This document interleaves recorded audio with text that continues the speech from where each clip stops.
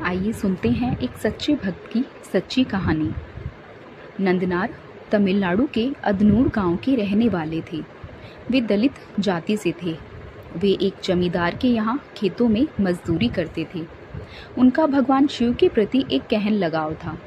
जहाँ वो कार्य करते थे वहीं से थोड़ी दूर भगवान शिव का एक मंदिर था। उन्हें हमेशा वहाँ जाने की इच्छा होती थी। उन्हें लगता जैसे स्वयं शिव उन्हें पुकार रहे हैं। उन्होंने कई बार जमींदार से कहा कि वो उन्हें एक बार मंदिर में जाने की अनुमति दे, किंतु हर बार जमींदार इनकार कर देता।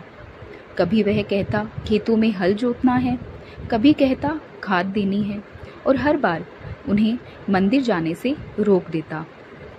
नंदनार वहाँ एक बंधुआ मजदूर की तरह कार्यरत थे, इसलिए वो अपनी मर्जी से मंदिर नहीं जा सकते थे। एक दिन उन्होंने दृढ़ता के साथ जमींदार से कहा कि वह उन्हें मंदिर जाने दे। ना जाने इतनी दृढ़ता और आत्मबल उनमें कहाँ से आया। उस दिन जमींदार ने कहा, यदि तुम सुबह तक 40 एकड़ जमीन की जुताई कर दो तो तुम मंदिर जा सकते हो। एक रात में 40 एकड़ जमीन की जुताई कर पाना संभव नहीं था। नंदनार ऐसा करने की सोच भी नहीं सकते थे, क्योंकि उन्हें पता था ये कर पाना असंभव है।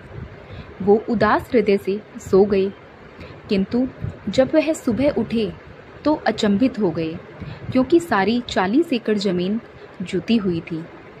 पूरा गांव यह देखकर अचंभित था। नंदनार को यकीन ही नहीं हुआ कि स्वयं शिव ने आकर उस जमीन की जुताई कर दी। जमींदार भी आश्चर्य में था। जमींदार उनके पैरों में गिर पड़ा। नंदनार की आंखों में आंसू आ गए। आनंदपूर्ण होकर वो मंदिर गए, लेकिन वो जानते थे कि वो मंदिर की दहलीज को पार नहीं कर सकते, क्योंकि उन्होंने एक अछूत के रूप में अब तक जीवन काटा था।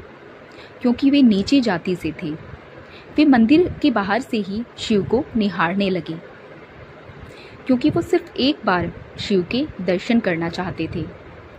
वहीं पास में नंदी जी की एक मूर्ति थी। कहा जाता है स्वयं नंदी जी की वो मूर्ति भी वहां से खिसक गई, ताकि नंदनार शिव के दर्शन अच्छे से कर सकें। तभी के बाद से उन्हें नंदनार के नाम से जाना जाने लगा। इससे पहले कोई नहीं जानता था कि वे कौन हैं और उनका नाम क्या था। तभी से वो नंदनार के नाम से जाने जाने लगे। हर हर महादेव। यह कहानी भगवान के प्रति प्रेम को दर्शाती है।